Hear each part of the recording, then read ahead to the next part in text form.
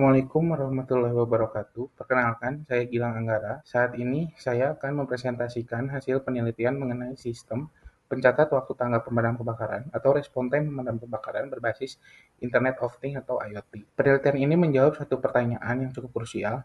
Bagaimana cara mengukur waktu tanggap petugas pemadam kebakaran secara objektif dan akuntabel, dimulai dari menerima laporan kebakaran sampai ke tempat kejadian kebakaran dan siap memberikan pelayanan kepada masyarakat. Menurut Permendagri nomor 114 tahun 2018, bahwa respon time pemadam kebakaran ini maksimal di 15 menit. Namun, sistem yang ada saat ini masih dijalankan secara manual.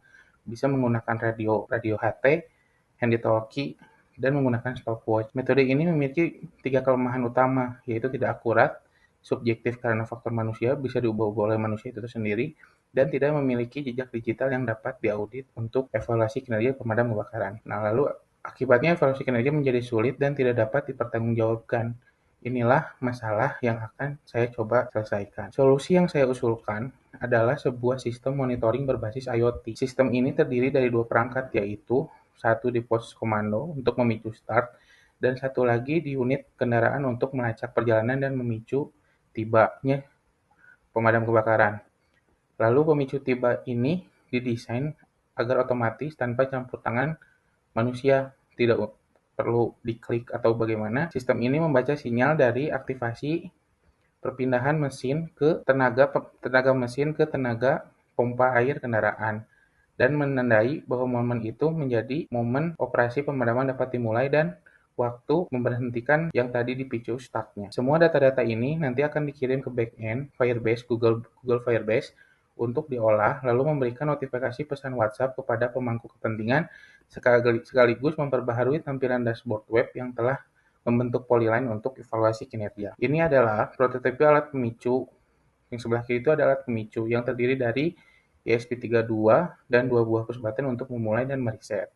Sedangkan sebelah kanan adalah prototipe alat pelacak kendaraan dan sekaligus pemicu waktu tiba yang terdiri dari ESP32 sebagai mikrokontrolernya, lalu SIM 7600 sebagai gerbang internetnya, dan U-Blox M8 sebagai GP. Alat pelangkat ini memberikan sinyal kepada backend apabila ada sinyal VTO aktif yang pada penelitian ini disimulasikan dengan sebuah push button. Ini adalah pesan WhatsApp yang diterima apabila pemadam kebakaran sudah sampai beserta titik lokasinya dan dikirimkan kepada siapa saja yang memerlukan.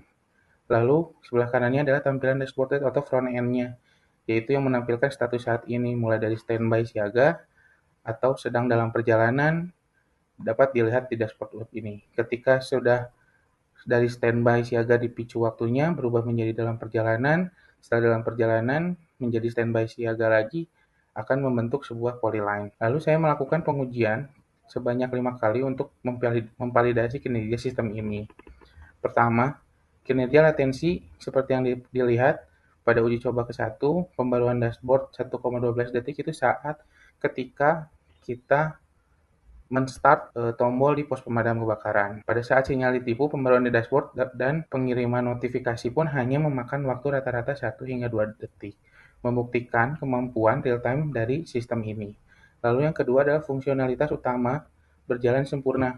Sistem berhasil merekam dan memvisualisasikan seluruh jejak perjalanan unit secara akurat di dashboard web. Simpulan dari penelitian ini yaitu berhasil membangun prototipe fungsional, lalu pemicu otomatis pun berjalan yang disimulasikan dengan sebuah push button yang disimulasikan untuk memicu saat perpindahan dari mesin mobil ke mesin air, menjadi metode yang objektif dan akurat. Lalu yang ketiga yaitu sistem pada pengujian ini secara terintegrasi menunjukkan kinerja yang andal, responsif, dan siap untuk menjawab tantangan monitoring kinerja layanan pemadam kebakaran. Sekian yang bisa saya sampaikan. Wassalamualaikum warahmatullahi wabarakatuh.